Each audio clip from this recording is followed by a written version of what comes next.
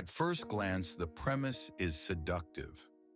19th century America is supposed to look young, improvised, still figuring itself out. Then you open the archives and find boulevards, stone palaces, carved facades, whole districts that feel too complete. And in the photographs, the streets look strangely quiet. The competitor's script takes that feeling and immediately does something stupid with it. It treats atmosphere as evidence. Empty streets becomes missing people. Ornate buildings becomes impossible for the time. Buried windows become selective burial, and then without earning it, it leans into inherited civilization language. That's exactly how you get a demonetized comment section in a weak documentary. Viewers with a brain spot the leap. Viewers who want fantasy demand you go further. You lose both. The smarter version keeps the same visual hooks but swaps the logic. You don't need a hidden empire. You need three things history actually has: early photography bias, Gilded Age spectacle, and brutal urban engineering. That's enough to make the images feel uncanny while staying clean and credible. Here is the script, rebuilt from the ground up in English, dense, documentary, and careful not to claim what can't be proven. If you were taught American history the way most people were, the late 19th century is a simple picture. A young nation, wooden houses, dirt streets, small towns learning how to become cities. The story is growth, slow, improvised, practical. Then you find the photographs, not just one image, but hundreds, wide avenues cut with almost mathematical confidence, stone buildings with columns thick as tree trunks, facades carved as if time and money were infinite, windows tall enough to belong on European cathedrals. And the unsettling detail isn't only the architecture, it's the quiet. Streets designed for crowds appear empty. A carriage passes through a boulevard that feels too large for the life inside it. It produces a specific kind of discomfort. The city looks finished, but the scene looks uninhabited. The temptation is to treat that feeling as a clue. But before the story runs away with itself, you have to ask a harder question. What exactly are these photographs showing? And what are they hiding? Because early photography did not capture daily life the way a modern camera does. Exposure times were long. Moving figures blurred, vanished, or became faint shadows. Photographers often chose hours with less traffic or controlled scenes because motion ruined the shot. A street can look empty not because it was abandoned, but because the technology rewarded stillness. And then there's the purpose of many of these images. They were not casual snapshots. They were statements. City boosters, railroads, property developers, civic leaders documenting what they wanted the world to believe. A clean boulevard with few people reads as orderly, modern, prosperous. A crowded street reads as chaotic. In an age obsessed with reputation, emptiness could be intentional. So the silence in the pictures is real. But it may be the silence of the camera, not the silence of the city. Once you accept that, the buildings become the main mystery again. Because even if the streets were full, the architecture still feels excessive. It doesn't look like frontier improvisation. It looks like confidence. And that part is not an illusion. By the late 1800s, America was not a modest backwater learning how to build. It was an economy exploding with capital, railroads, steel, banking, industry. Cities were competing like empires. And the architecture of the period was not designed to look new. It was designed to look ancient. That sounds like a contradiction until you remember what power has always done. When societies want legitimacy, they borrow the language of older civilizations. Columns, domes, arches, stone. Not because it's practical, but because it signals permanence. In the Gilded Age, a city hall or a courthouse wasn't just a building. It was a claim that this place belonged among the great capitals of the world. That explains why the style feels European. It was supposed to. But there's still a second contradiction. How could cities that supposedly had muddy streets and wooden houses also produce blocks of refined stonework? The answer is that both were true at once. American cities grew unevenly. Wealth concentrated fast. Certain districts, civic centers, financial streets, rail hubs were rebuilt with astonishing speed, while other areas remained rough for decades. The modern mind expects a smooth progression. The 19th century did not work that way. It built islands of grandeur inside seas of ordinary life. And there's a reason rail hubs keep appearing in these photographs. Railroads didn't just move people. They moved building materials. They created supply chains for stone, brick, iron, glass, and prefabricated parts. A city connected to the rail network could import the raw body of architecture the way it imported grain or coal. The impossible scale begins to look less like a mystery and more like logistics. Still, there's a detail the photographs keep returning to, and it's the one that makes people suspicious even when they don't want to be. Some buildings look older than their official dates, not because of the image quality, because the stone looks worn, carvings seem softened, edges look lived in. But weathering is not a calendar. Stone can age quickly in soot, acid smoke, freeze-thaw cycles, and poor maintenance. And the late 19th century was not gentle to cities. Coal smoke, industrial pollution, and harsh winters could do decades of damage in a short span. A building can look old without being centuries old. So far, nothing requires rewriting history.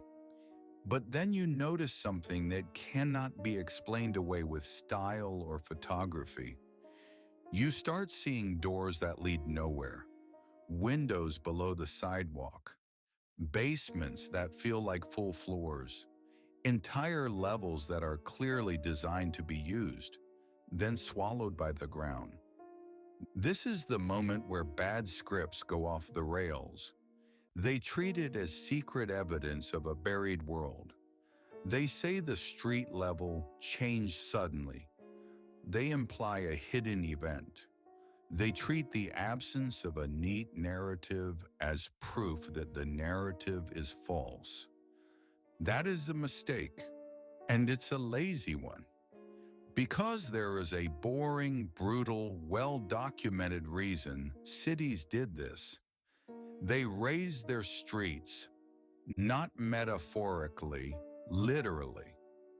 19th century cities were often built on low, wet ground with terrible drainage.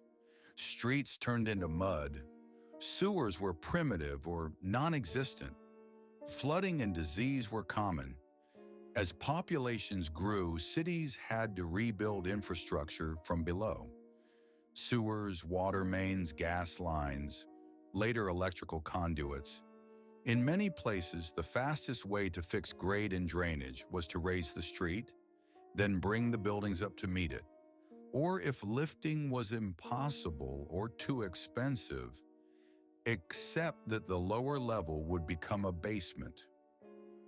It's not romantic, but it matches what you see. Sealed doors, half-buried windows, staircases that now descend into what used to be a ground floor. And the inconsistencies, the fact that some buildings seem buried more than others, also makes sense in a real city. Street raising was not always uniform. It could happen block by block, project by project. Different owners made different choices. Lift the building, rebuild the entrance, abandon the lower level, or retrofit it into storage. That creates exactly the irregular pattern that looks suspicious when you expect perfect planning. So why does it still feel unsettling? Because street raising produces a visual illusion. It makes buildings look like they have sunk into the earth. It suggests a lost layer beneath your feet. And in some cases, there really is a lost layer. Not from an erased civilization, but from an older version of the city. Cities are layered by nature. They demolish, they rebuild, they cut new grades, they cover old infrastructure. What looks like a hidden world is often just the previous century's street line. That explanation is strong, but it does not let the story end. Because there's another detail the photographs suggest, something that has nothing to do with conspiracies and everything to do with how societies treat monumental architecture. The competitor script claims the buildings were inherited because later generations repurposed and degraded them. But that's not proof of inheritance. That's proof of changing economics. A city in its expansion phase builds for display. A city under maintenance pressure builds for cost. Early civic projects were often funded by the desire to impress. World fairs, grand depots, courthouses, libraries, banks. Later generations inherited not the buildings but the bills. Heating, repairs, code compliance, retrofits. They subdivided grand halls into offices because open space is expensive. They dropped ceilings because heating a cathedral is irrational. They bricked up entrances because street levels changed. None of that implies ignorance. It implies survival. And yet, something still remains genuinely strange, and it's worth holding on to because it keeps the viewer watching without lying to them. The strange part is not that these buildings existed. It's that they were built with such confidence during such volatility. Fires, financial panics, strikes, epidemics, rapid immigration, political corruption, and brutal inequality. The late 19th century was not stable, and still cities poured resources into architecture that spoke of permanence. Why? Because monumental architecture was insurance against doubt.